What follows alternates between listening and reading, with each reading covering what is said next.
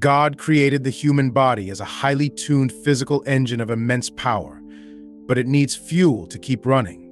This fuel is known as food. God created in us an appetite for food, known as hunger, to ensure that the body gets fueled. Food satisfies our appetites and provides us energy as part of nature's balance to keep life moving. So why would someone choose to go hungry?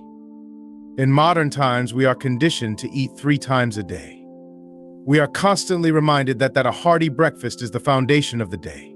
Eat so that you may be strong. We were taught in school to eat 3 full meals a day and exercise to be strong. So why skip meals? The world calls not eating dieting, and often does it to lose weight or for health reasons. But some abstain from eating for spiritual reasons. This is referred to in the Bible as fasting. A fast is typically undertaken for a defined period to achieve a spiritual goal. Consider the following example from the Old Testament. Once a year, Jewish faithful were required to fast. Leviticus 16, verse 29, "And this shall be a statute forever for you. In the 7th month, on the 10th day of the month, you shall afflict your souls, and do no work at all, whether it be one of your own country, or a stranger that sojourneth among you." The Yom Kippur fast.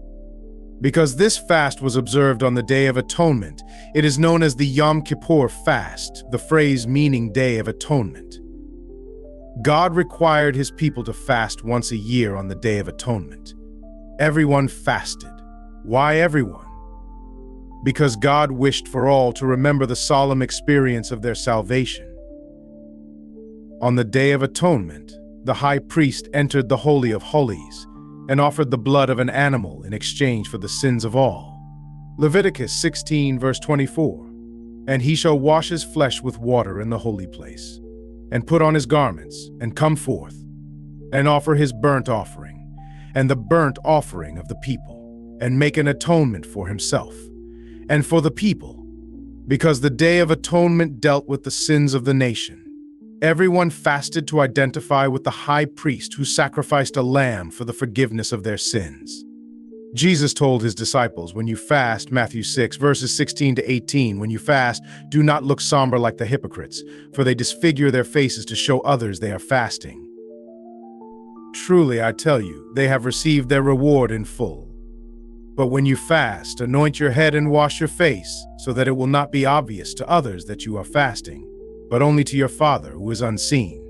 And your Father, who sees what is done in secret, will reward you. When you give up foods both pleasurable and necessary, you catch God's attention."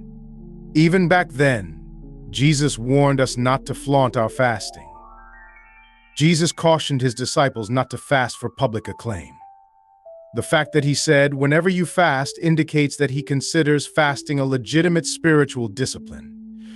Fasting is temporarily abstaining from a bodily desire, usually food, in favor of a spiritual need. Instead of eating, you dedicate yourself to secret prayer, seeking God's intervention in the realm. However, if your goal in avoiding food is so that others praise how spiritual you appear, then their approval will be your reward. No concerns about fasting. If you have never fasted before, the idea of going without food for any period is likely daunting. People are concerned about a variety of issues, because we are programmed to eat 3 times a day. Many wonder if they will feel hungry, and if the hunger pains will be painful. Others have different concerns, such as whether they can endure. They do not want to embark on a journey they cannot complete. What if you see a TV commercial suggesting that a chocolate bar will help you get through an afternoon energy slump? Others worry about how their friends will perceive them if they fast. Will my friends think I'm strange if they find out I'm fasting? The answer is simple. You do not fast to impress your friends, and you usually do not even tell them.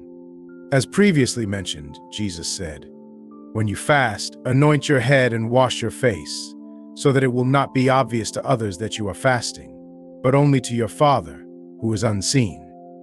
And your Father who sees what is done in secret will reward you openly." Matthew chapter 6, verses 17 and 18. Jesus was reminding us not to make an outward show of our religious devotion to God.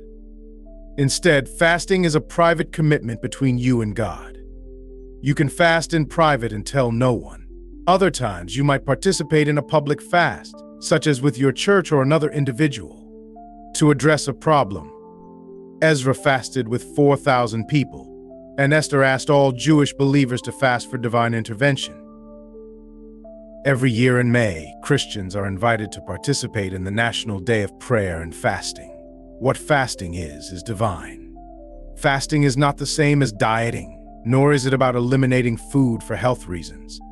There are many types of fasts for spiritual reasons, and there are many reasons to fast and pair the experience with prayer.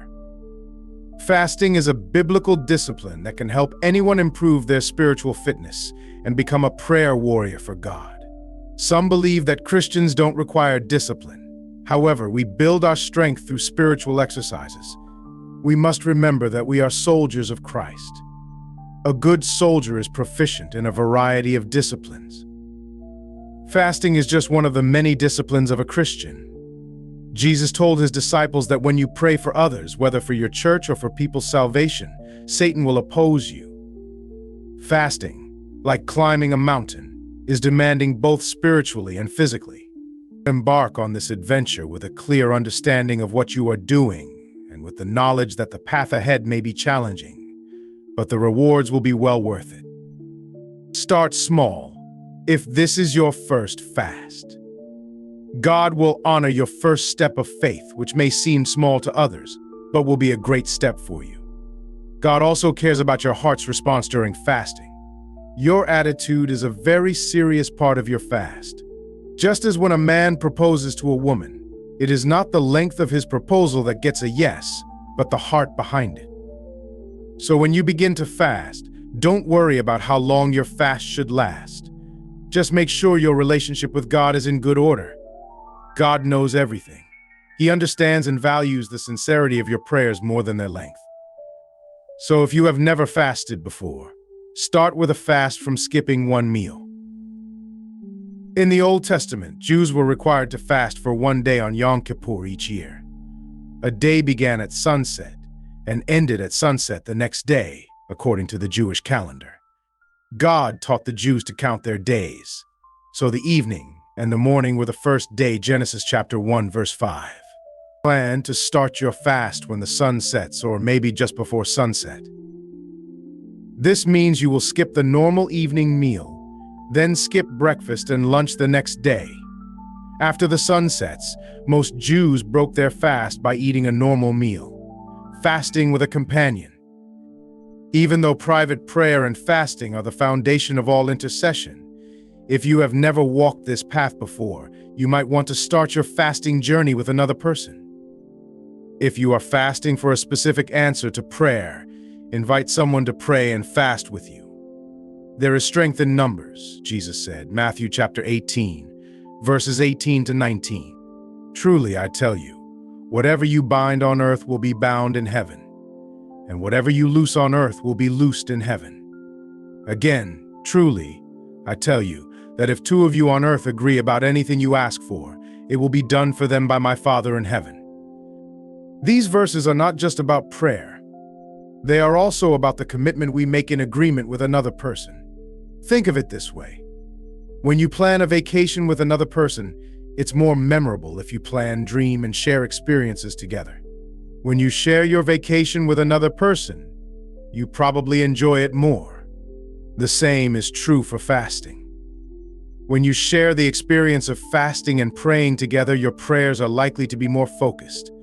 Fasting with another person, on the other hand, has additional benefits. You have someone to discuss your doubts, questions, and fears with. If fasting intimidates you, the strength of another person can help you overcome it. You can always call each other for advice and to check how it's going. This phone call might give you the motivation you need to keep going. Don't forget the celebration. When you climb a mountain alone, you're doing it to prove something to yourself, and the victory is solely yours. But when you climb with others, you have many people to celebrate with when you reach the top. You celebrate, embrace, and then return to tell everyone about your victory. When you finish the fast, you can rejoice together. Simply being together makes the taste of victory even sweeter. Another advantage of fasting with a friend is that it establishes accountability. You'll be less tempted to eat a snack or break your fast if you know a friend is aware of your fasting. Perhaps you've already run or walked for health with a friend. If so, you understand how having a partner can help you stay committed when things get tough. If you are strong, you might not need someone to help with accountability, but if you're not, teaming up with someone in the same boat can be beneficial. Fasting with purpose. When you're preparing to fast, look deep within your heart to discover why you're fasting. There are countless reasons for fasting, which we will discuss. You might already have a reason. When young David faced Goliath, no other Israeli soldier wanted to confront the giant. They not only refused to fight Goliath, but each gave David a different reason to avoid the battle. However, David was undeterred. He had a compelling reason to fight that particular giant. It's not just about praying and fasting. We fast for a reason. Are you willing to fast and give up your pleasures? Make a list of your causes. Write them down on paper so you can see them with your own eyes. When you keep a cause only in your mind, it can become blurry or vague. You might have a general idea of why you should fast now, but take time to write down your reasons. This will sharpen your focus if you see it written. Plan everything. Don't enter your fast casually or with a careless attitude. Plan to succeed. If you don't, you're likely to fail. Don't participate in a fast just to see how far you can go. I'll try until I get hungry, some people have said about fasting. They then give up at the first sign of discomfort. Make a firm commitment to fast for a day, regardless of the circumstances.